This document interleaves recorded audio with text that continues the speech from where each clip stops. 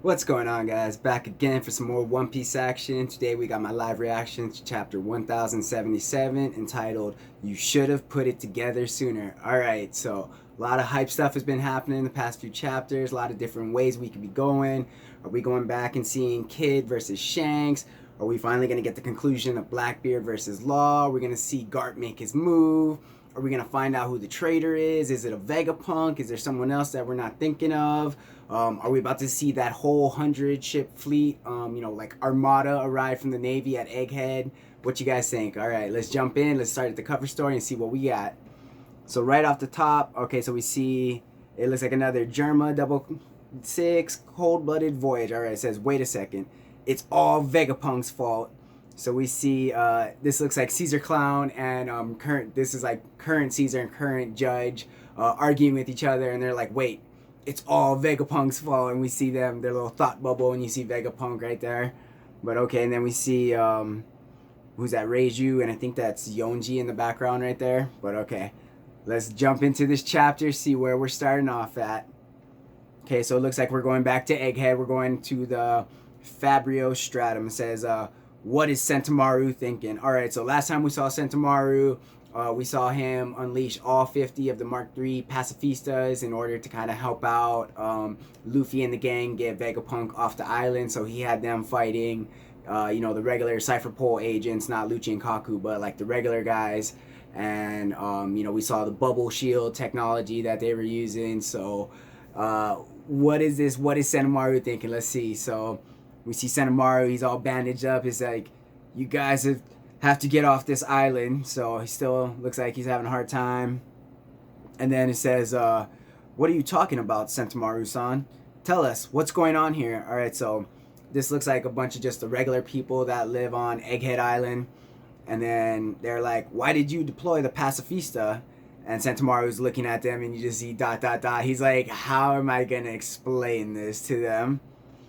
And then, okay, so yeah, so he's still in that, like, kind of back alley area, getting patched up, and all the people around him is who he's speaking to right now. And he's like, there was once an island called Ohara. One day, out of nowhere, it was wiped off the map. All right, so Sentomaru kind of is already figuring out, a buster call or something even worse than a buster call is on its way here right now. He's like, I got to get these people off the island. These are just, like, innocent people working and living here that probably had nothing to do with the poneglyph research that, is part of the reason why Vegapunk is being targeted for assassination.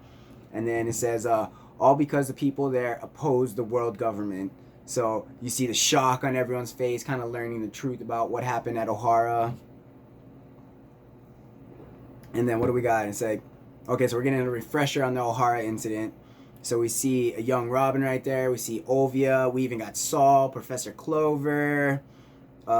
We see Nico Robin's, original wanted poster after the Ohara incident right there, kind of in the flames, indicating the buster call that would eventually lead to her being the Devil Child. And it says, the island of Ohara was host to the largest library in the world. Scholars gathered there to conduct research on the poneglyphs despite the topic being taboo. The Navy was eventually sent in to eliminate everyone on the island, including the villagers. Nico Robin was the sole survivor of the massacre. Or so we thought, right? So we know that Saul survived getting frozen by Aokiji and, managed to go back and salvage some of the books. But maybe Sentomaru's not particularly aware of this, or it's not really important in this flashback, or we'll touch upon that later. But going back to Sentomaru, he's like, the fact that they're targeting Grandpa Punk shows how serious they are about erasing him. They're willing to lose the world's greatest mind over this. All right, so he's trying to explain this people, since they live on Egghead, they know who Vegapunk is. They know the crazy things that he's invented, probably his important role in the Navy and developing stuff for the Navy. So they know how important he is. So when Sentomaru is telling them, like, they're going to eliminate this man, they're going to kill him, and they'll kill everyone on this island in order to do so. Like, this should kind of get the severity of the situation to them. Like, oh my god, if they're really willing to kill Vegapunk, like, they're going to have no issue killing the rest of us, you know what I mean? So we got to get out of here. That's what Sentomaru is trying to get, like, across to them, get into their heads right now. All right, and then we pull out. Okay, so we're next panel we see the ocean and we see Egghead Island kind of in the distance right there. We see the stratum, the Labosphere and everything like that. It's like, that's why I think whatever's coming will be even more monumental, and this place will be ground zero. All right, so like I said, Sentomaru knows it's coming, but he knows it's gonna be even worse than what happened at at Ennis Lobby and at Ohara. Like, they just had a regular 10 battleship buster call. The fleet or the armada that's on its way there right now is 10 times that. Not to mention, it's got an actual admiral there. It's not just the vice admirals. The admiral is there, and we have a member of the Gorosei, present with Kizaru on this ship. Like, it's getting serious. You know what I mean? Like, so, oh man, I don't even know. Do they even have a name for this attack? Is this? This isn't what attacked I forget the island that Sabo was on. This is something entirely different. And then we just see Sentomaru. He's like, hurry, Straw Hat. What's going on up there? All right, so he noticed, that he's not able to get in contact with them. He probably noticed the Frontier Dome went down, then came back up. He hasn't seen anyone leave. So, he's like, what the hell's going on? You need to hurry up, Straw Hat. All right, okay, so we're going back up top. It says the control room. So we see the tower, already just completely missing from all the fight and the Seraphims and the damage and everything like that. It says 4th floor, building A. And you just see like carnage. The walls are all destroyed right there. And it says, what's up with these guys? So they're just huffing and puffing right there, trying to fight the Seraphims. And they're like, what's up with these guys? And then we see Luffy going in, Gear 4. He's got Kong Organ. We see Lucci, he's going in. He's got his handgun, Yellow Lotus. They're just trying to go in as hard as they can on these Seraphims right now. And the Seraphims are just taking it. And we just see the Seraphim they're fighting the Kuma one. He's got his hands up right there, and it looks like he's stopping both Lucci and Luffy's attacks. Or he's eating them at least. And then we see Kaku, he's upside down, so it looks like he's flipping away from something. Okay, no, he's doing his Tempest kick, where he goes on in a handstand and he spins around and does the kick. So he's fighting the Mihawk Seraphim right now. And they're going at it. Onslaught. And then, okay, so we see Zoro. He's drawing his sword. He's getting ready. He says, one sword style. Yeah, and then what's he going in? Lethal Lion Song. Okay, I feel like it's been a while since we've seen the Lethal Lion Song. Maybe I'm wrong, but it looks like he landed the attack on the Seraphim right there, the Hawk Seraphim. And it looks like Lucci might even got a kick in there too from the Tempest kick. And then what do we see? Okay, so we see it pulls back and we see the panel is the Kuma Seraphim and the Mihawk Seraphim. And they're kind of looking down, where they got attacked. But they don't seem all that disturbed. Like, these are some solid, massive attacks from some heavy hitters. And they kind of just seem like, oh, you hit me. Like, oh, what's going on? And then even Luffy, he switched back to normal right now. He's like, what the heck? He's like, they didn't even take any damage. He's like, they're getting up way too easily. Yeah, so we pan back out. So we see all of them. We see Luffy, Lucci, Kaku, and Zoro looking on. We see the Mihawk and the Kuma Seraphim getting back up. Luffy's kind of losing his shit over there. He's like, what the hell's going on? And then we got Daft Punk over there kind of watching on the sidelines. And then, okay, what's Zoro got to say? He's like, now that you mention it, they remind me of King, that guy I fought in Wano. Okay, so they're starting to notice that the Seraphims have traits in line with the Lunarian, or Zoro's realizing that he's similar to King, who's a Lunarian. He's like, oh, a Lunarian on Kaido's crew? I never caught what his people were called. All right, so, yeah, they know about Lunarians. They're not... Especially because they were part of the world government. Vegapunk might have even taken a part of some of these, the experiments that they did, or, at least reviewed the results of it. And then it says, I see. That must have been Albert. Oh, yep, he knows exactly who he is. He's like, I see, that must have been Albert, the test subject who long ago escaped Punk Hazard with Kaido. He's like, the Seraphims owe their toughness to the Lunarian's blood. And Zoro's like, no kidding. All right, so... 100% confirmed that, I don't think it was really all that much of a question, but this confirms that Vegapunk them used Lunarian DNA extracted from Albert, aka King, from Kaido's crew, in order to make these Seraphim children. All right, he's like, in that case, pay attention to the flames on their backs. Our attacks will only be effective when they go out. All right, yeah. So if you guys remember when Zoro was fighting King and he was getting in the midst of battle, he kind of noticed that, oh, when the flame goes down, I'm able to land my attack. So he's passing on that knowledge right now to Luffy and the gang. Or I shouldn't say Luffy and the gang. Luffy, Kaku, and Lucci. I won't consider Kaku and Lucci part of the gang, you know what I mean? But he's like, he was practically invincible when he was on fire. And then he's like, my bad. If I'd clocked it sooner, I could have saved us some stamina. So Zoro's like, yo, my bad, guys. If I, kind of realized that they had these similarities to Lunarians and noticed the fire and everything, like, I could have told you and we would have saved a little bit of energy. And then what's Lucci got? He's like, no matter. With this intel, we can finally make some progress. He's like, all right, hey, man, what's done is done. At least now we got the info. We can start making some headway into this battle. They don't want to be getting pounded by these Seraphims.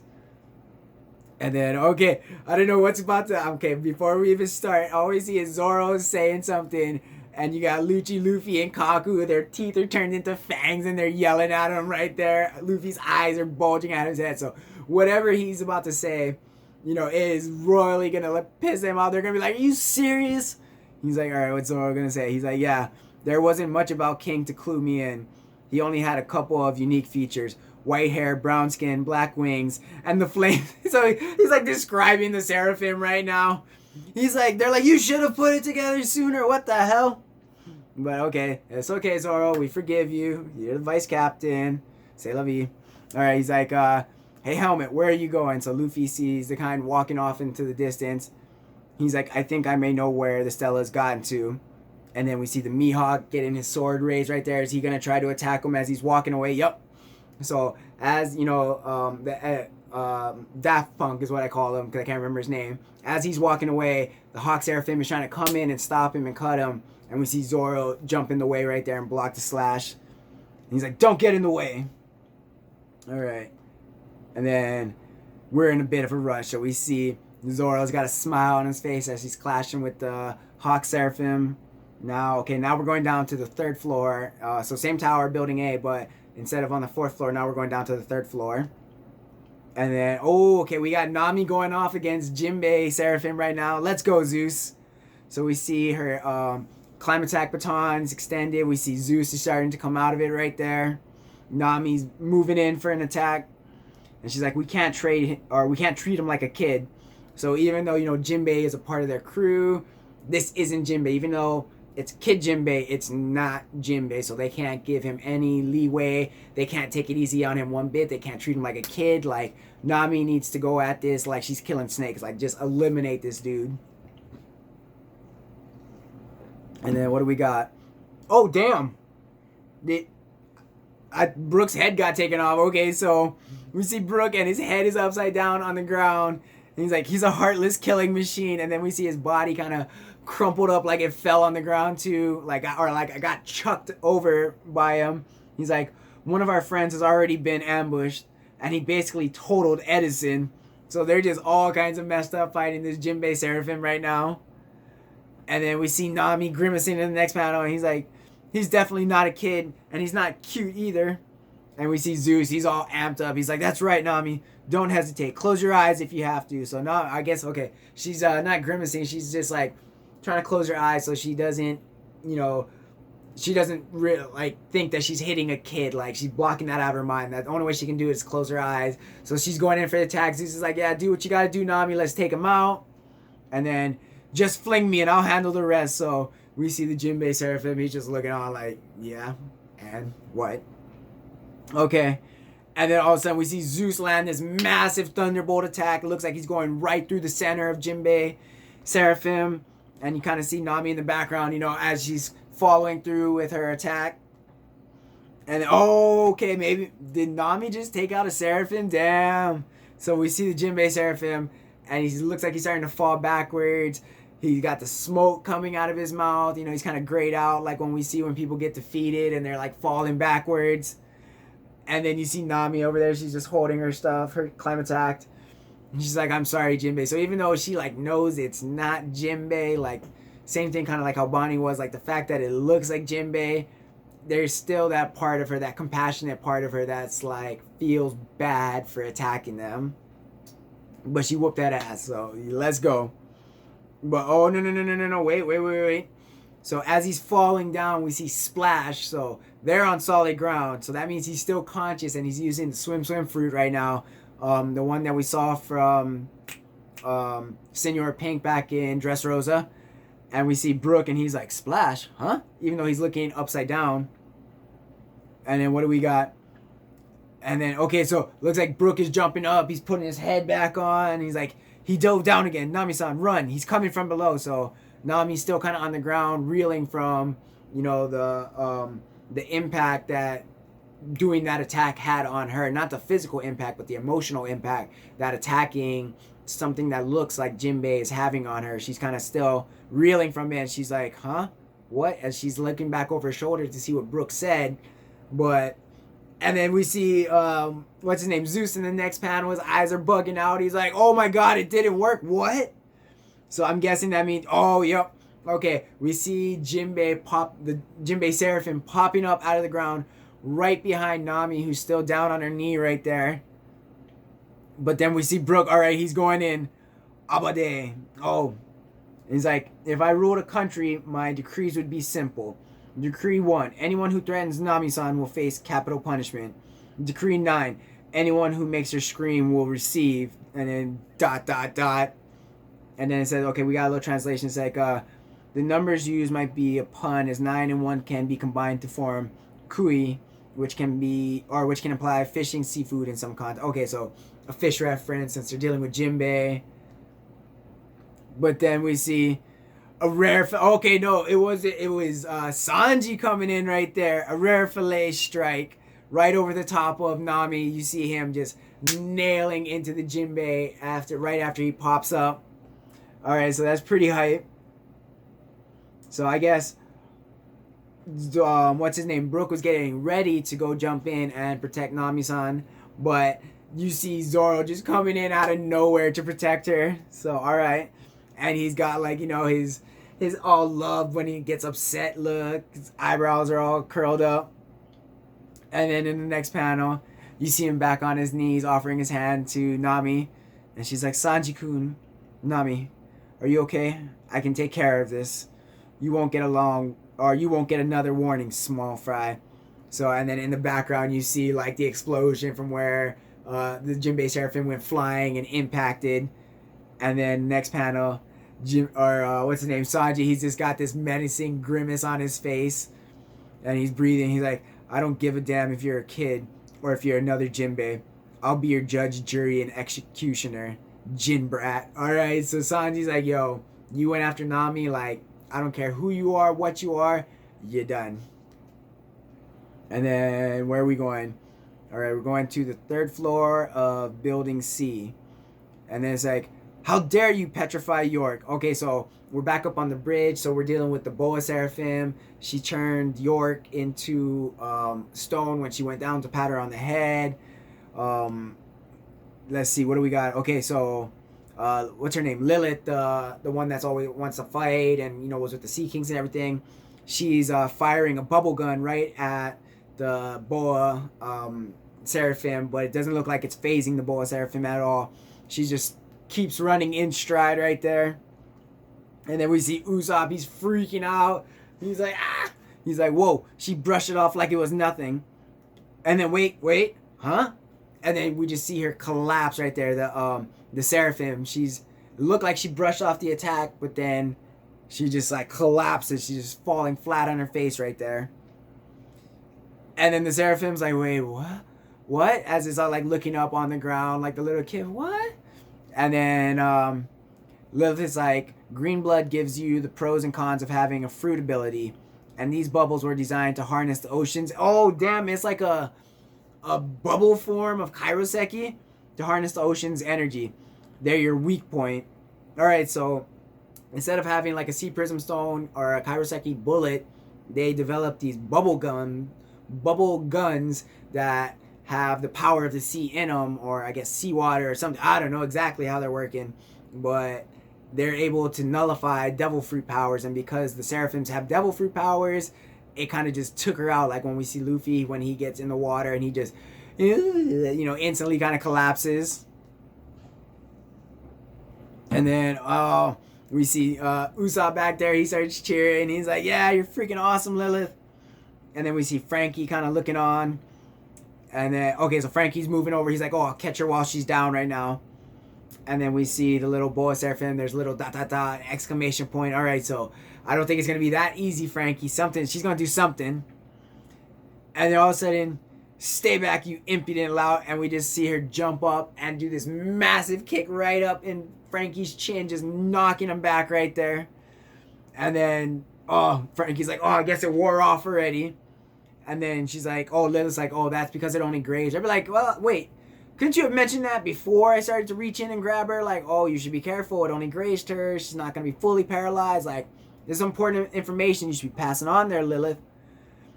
And then, okay, the little boa Seraphim's getting all pouty face. It looks like her cheeks are all puffed up right there. And she's like, And they're like, oh, damn, she's mad now. And then we just see her fire off a huge laser beam or a giant blast, I should say. And then we see Frankie in the next panel. Looks like he got the drop on her and he's popping up behind her and he's got something big, a boulder or a piece of equipment. And it looks like he's getting ready to smash it on her. And then all of a sudden, tap, And then, oh, damn, okay. So we see he's got, I guess it's a bubble, it looks like maybe. And he puts the giant bubble right on top of her and it just is sucking all of her energy and she's collapsing right there. And Frankie's like, take that, you rascal. And then we see Usopp and Lilith. They're over there like, yeah, Frankie, you genius. Use that bubble perfectly. Give up already, runt. And then it cuts down to Boa on the ground, the little Seraphim Boa. And she's got like tears running down her face. And she's like, oh, this is agonizing. Oh, this is all a ploy, Frankie. Don't fall for it. She's letting those tears and the fact that she's a little girl, like... You see Frankie, he's like, oh my god, I'm sorry, what am I doing? He's freaking out. And it looks like maybe he's letting go of the bubble. And then Dan, no! Oh, she jumps up and lands a perfume, the kick that petrifies people, lands it right on Frankie, right on the side of his face. And he's like, this petrification power is no joke. So like half of his face and everything is petrified. And he's saying like, oh damn, this is no joke. And we see Usopp, he's like, it's turning Frankie to stone, he's gonna die.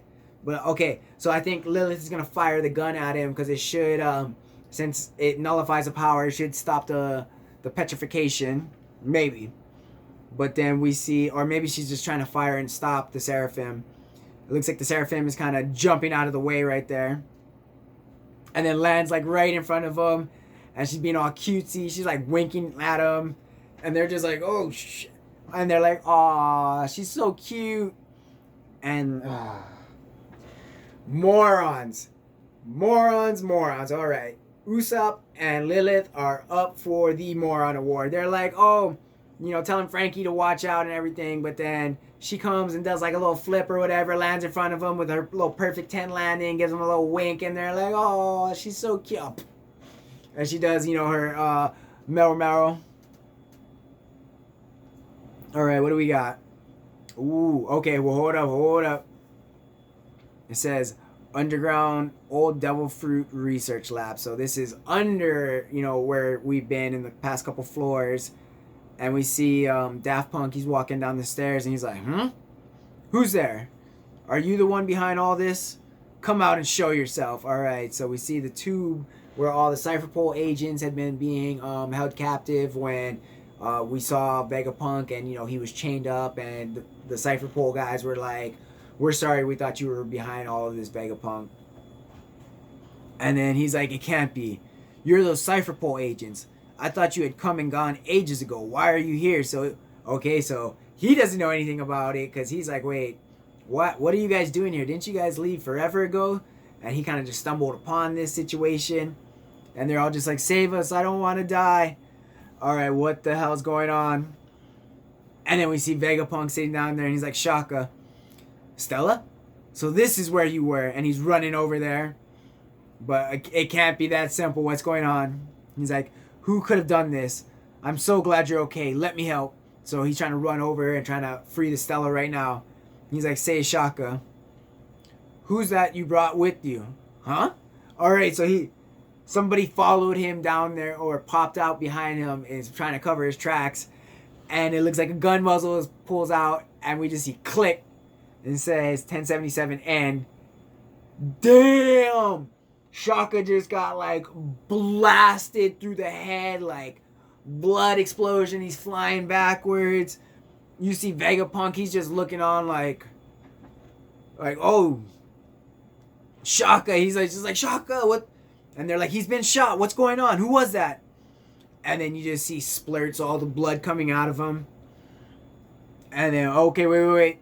We're going back. You just see the stairwells, and it says, katat, katat, katat. And it says, snuffing out hope with a single shot.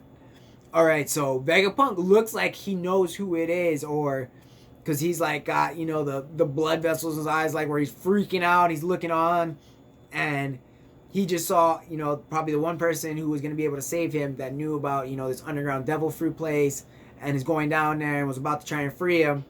Bullet just took him out. Like, I don't think he's like the other Vegapunks, the big doll looking one that she can like change her faceplate and everything. Like, he looks pretty messed up, and like there's blood or oil, whatever the hell that is. Like, he don't look like he getting up anytime soon.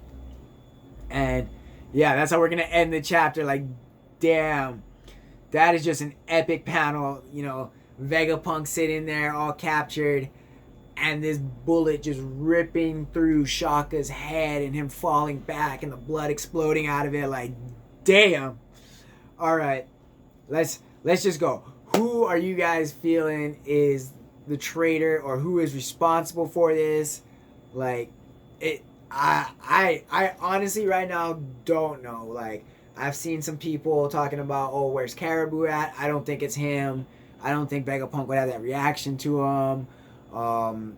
Is it another one of the Vegapunks? Possibly, but which one? We've seen Lilith. She's kind of busy and getting turned to stone right now. They've been blown up, attacked or whatever, what have you. So if they're doing it, maybe they're doing it in a similar fashion like how we saw with Conjuro, where he was like, all in on selling this lie. Like, if he died in the process of selling this lie, then, so be it. Like, that's how dedicated he was. Is it kind of a similar thing with the Vegapunks? Like, the traitor is, going along with it and has let everything happen and order the Seraphims to attack the Vegapunks, knowing that they could possibly be attacked with them. Yeah, man. I don't know where we're going. Like I said, at the beginning, we still have the whole showdown with Kid and Shanks. Like, is Kid... We already know Kid's not just going to leave his poneglyph rubbings, but we're actually going to get to see this showdown. Like, we still have Blackbeard and Law that we never saw the conclusion to, but we know that Garp is on his way there because Blackbeard's crew captured Kobe, or I should say Aokiji them captured Kobe. Is this where we're finally going to get to reveal that Aokiji is actually like a commander of Sword, or whatever, like how we saw with X-Drake. Oda has said that he's getting ready to set up. Wano was not the biggest war that he was talking about. Like, I would say Wano equates to Thriller Bark in the first half. We had 2 Shishibukai and Thriller Bark. Then in Wano we had 2 Yonko. And then we're going to get to, the War of the Best, where we're going to have all the Yonko, all the Navy Admirals, all the remnants of the Shishibukai picking sides, the Giants, the Straw Hat Grand Fleet. Like, everybody's going to be coming together for this war. So right now we're just kind of setting the stage, getting the pieces moving, stoking some fires, lighting some fires under some people, getting them to go certain ways. But all in all, this is a fire chapter, leaving us on this awesome cliffhanger. So many different ways. Every chapter, you never know where Oda's going to go. Is he going to go jump back right in and continue where he left off, in the previous chapter? Or is he just going to change it up and take us somewhere else? Are we going to see some more Gorosei action? Are we going to see stuff with Imu, however you want to say his name, or her name, whatever, the ruler, But yeah, let me know what you guys thought about this chapter down in the comment section. Let me know who you guys thinking is the traitor. Is it one of the Vegapunks? Is it an outside person? Do the Gorosei members have their own spy amongst the Vegapunks on Egghead? Yeah, let me know. Make sure you hit that subscribe button if you aren't subscribed to the channel. And have a wonderful day.